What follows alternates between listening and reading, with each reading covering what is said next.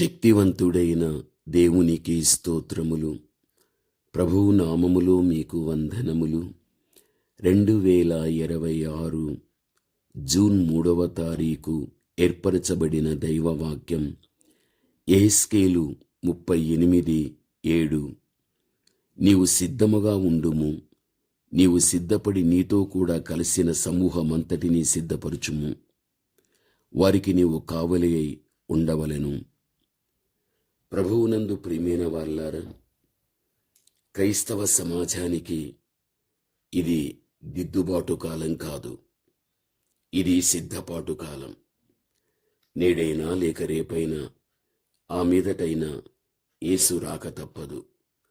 ఆయన వచ్చే సందర్భములో మనమందరం కూడా సిద్ధపడిన వ్యక్తులుగా మనముండాలి. కాలం గతించుచూ ఉన్నది.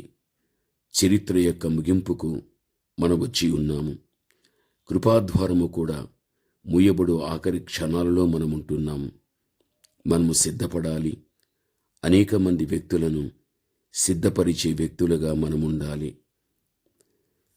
దైవవాక్యాన్ని మనము చూడగలిగినట్లయితే ఆదికాండం 41:30 చూడగలిగితే, పెద్ద కరువు ఒకటి ఐగుప్తిలో వచ్చునని ఆ దేశమును హెచ్చరించుటకును సిద్ధపరచుటకును దేవుడు యోసేపును అక్కడికి పంపగలిగాడు. కరువు గల 7 సంవత్సరములు వాటి తర్వాత వచ్చును. అప్పుడు ఐగుప్తి దేశమందు ఆ పంట సమృద్ధి యావత్తును మరువబడును. ఆ కరువు దేశాన్ని పాడు చేయును. వాక్య భాగం మనము చూడగలం. ఆదికాండం 41:30. యోసేపు సిద్ధపడగలిగాడు.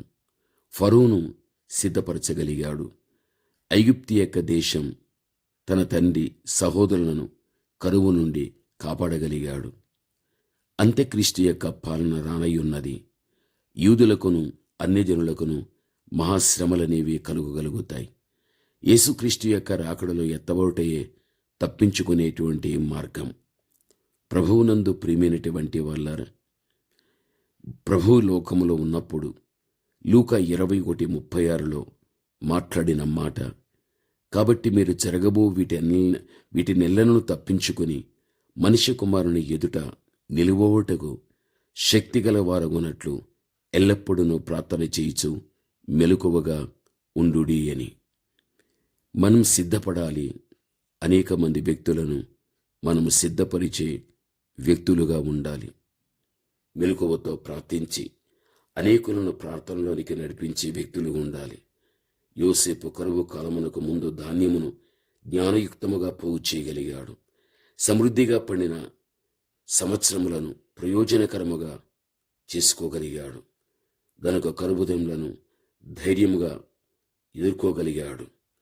ఆ ప్రకారము ద్వారములు మూయబడుటకు ముందు, కృపాకాలము పూర్తియక ముందు, దేశములో ఇనుప గడియలు వేయబడటానికి ముందు పూర్ణ బలముతో దేవుని యొక్క సేవ చేస్తూ మనము సిద్ధపడుతూ అనేక మంది వ్యక్తులను ప్రభువు రాకకు సిద్ధపరిచే వ్యక్తులుగా మనం ఉండాలి అని దైవవాక్యములను హెచ్చరిక చేస్తూ ఉంటున్నది. ప్రభువునందు ప్రియమైన వాళ్ళారా, మీరు గమనించండి, చీమలు కూడా వర్షాకాలమునకు ముందే తగిన రీతిగా సిద్ధపడుచున్నవి. వేసవి కాలములోనే ఆహారమును సిద్ధపరచుకోగలుగుతాయి. కోతకాలమందు ధాన్యమును కూర్చుకోగలుగుతాయి. అయితే దేవుని మాటను వినకపోవటం వలన కలుగు క్షామమును గూర్చి ఆయన జనులు వినినను గ్రహింపు లేని వారై ఉంటున్నారు. ఆమోసు 8:11 ఆ మీదట మీరు చదువుకునండి. ప్రభువునందు ప్రియమైనటువంటి వాళ్ళారా, పరిశుద్ధ గ్రంథంలో మనం చూడగలిగినట్లయితే తప్పనిసరిగా ముందున్నటువంటి కాలములో దేవుని యొక్క వాక్యపు యొక్క కొరత అనేటువంటిది సంభవించగలుగుతుంది.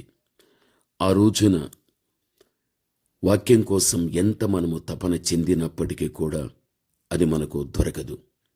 ఈ రోజుల్లో కూడా అనేక మంది దైవ సేవకుల నోటిలో వాక్యము రాలేదు.